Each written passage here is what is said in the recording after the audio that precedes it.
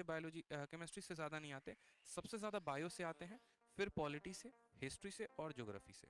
ये आपके जो है ना, ये 4 सब्जेक्ट जो हैं ये बहुत इंपॉर्टेंट है इन 7 सब्जेक्ट्स में।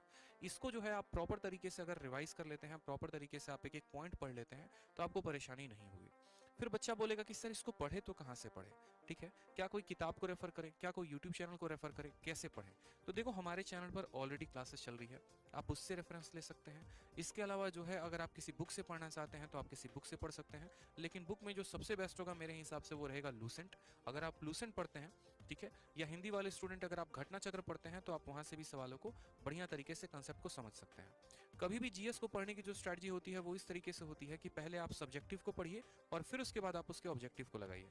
जैसे मानिए कि सबसे पहले आपने दिल्ली सल्तनत पढ़ा, तो आप दिल्ली सल्तनत को पढ़ लीजिए और उसके बाद दिल्ली सल्तनत पर आधारित जितने भी प्रश्न आपके लूसेंट के ऑब्जेक्टिव में हैं पहले आप उसको लगाइए।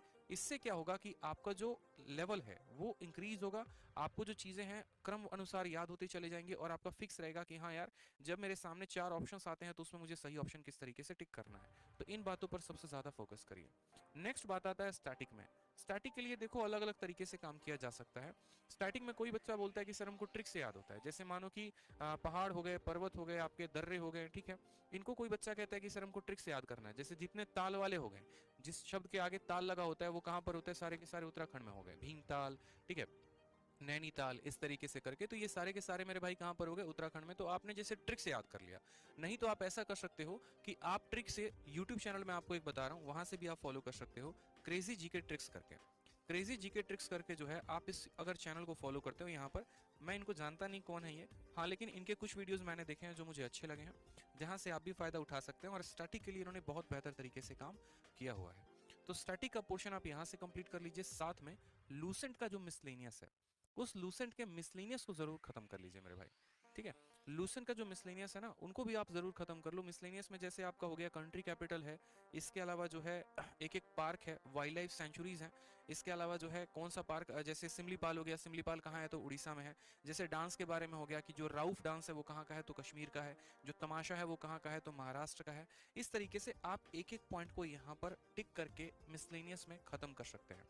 इसके अलावा जैसे मानो और भी पिंक बॉक्स कैसे हो गए, हिस्ट्री में आपने कुछ पढ़ा होगा, ज्योग्राफी में पढ़ा होगा, जैसे आर्य समाज की स्थापना किसने की थी, कब की थी, रोतवारी जो सिस्टम हो गया वो कौन लेकर आया था, जमींदारी कौन लेकर आया था। तो ये लूसेंट में पिंक बॉक्स में बनाकर दिया गया है। ये आपके ऐसे होते हैं जिनको अगर आप कवर अप कर लेते हैं अच्छे तरीके से तो आपका स्टार्टिंग में एक भी सवाल नहीं छूटेगा। और लास्ट में आ गया हमारा करंट अफेयर।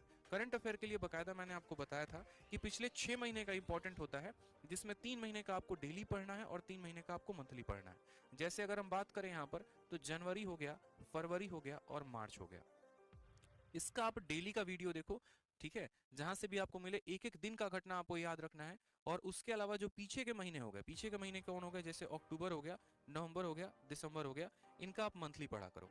इनके अलावा जो आपको और पढ़कर जाना है, जैसे क्रैप होता है, ठीक है, या फिर पीआईएन होता है। पीआईएन का मतलब क्या होता है, पर्सन इन न्यूज, जो पर्सन जो है वो सबसे ज्यादा न्यूज में हो, ठीक है, जिसकी चर्चा सबसे ज्यादा हुई हो, उससे संबंधित सारी की सारी बातें, चुनाव हुआ है तो उससे संबंधित बातें, और भी 4-5 बातें जितनी भी होती हैं, इन सभी पोर्शंस पे आप अच्छे तरीके से काम करेंगे।